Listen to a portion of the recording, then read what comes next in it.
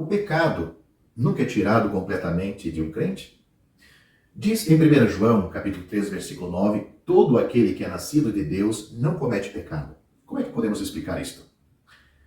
Na morte, quando o crente está ausente do corpo e presente com o Senhor, ele acaba com o pecado para sempre, ou seja, com aquela raiz, o pecado. Na vinda do Senhor para o arrebatamento, todos os crentes receberão seus corpos glorificados sem nenhum vestígio de pecado. Até então, temos a presença do pecado em nós, embora seja nosso privilégio ser libertos de seu poder. O versículo citado, que citei no início do vídeo, não entra em conflito com as Escrituras, com o restante das Escrituras. Simplesmente declara para nós a natureza daquele nascido de Deus, todo salvo. Ele não pratica o pecado. Praticar, em vez de comprometer-se, é a verdadeira força da palavra aqui. Não é da natureza do crente fazer isso. Ao dizer isso, o apóstolo via os crentes em sua natureza como nascidos de Deus, sem referência a qualquer característica qualificadora que pode se afirmar no desgaste da vida.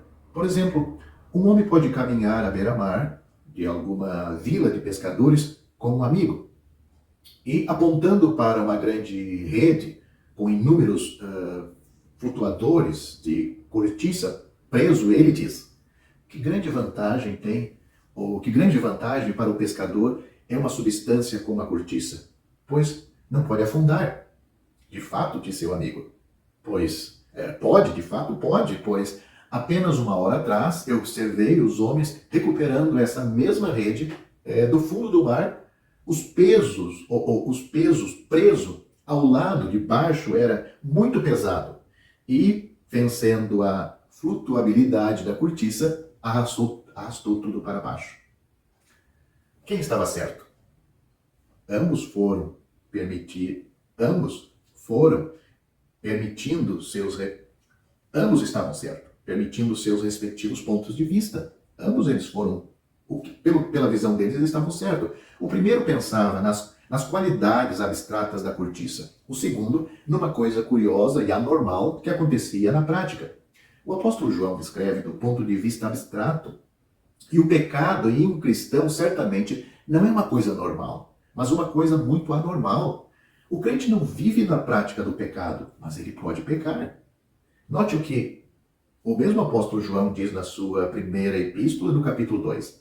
Meus filhinhos, estas coisas vos escrevo para que não pequeis.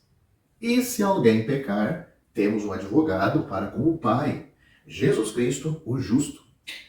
E ele é a propiciação pelos nossos pecados, e não somente pelos nossos, mas também pelos de todo o mundo. E nisto sabemos que o conhecemos, se guardamos os seus mandamentos. Aquele que diz, eu conheço, e não guarda os seus mandamentos, é mentiroso, e nele não está a verdade. Mas qualquer que guarda a sua palavra, o amor de Deus está nele verdadeiramente aperfeiçoado. Note que o mandamento aqui não é os 10 mandamentos, porque logo em seguida ele diz, guarda a sua palavra. Os mandamentos aqui são as palavras de Cristo, a palavra de Deus.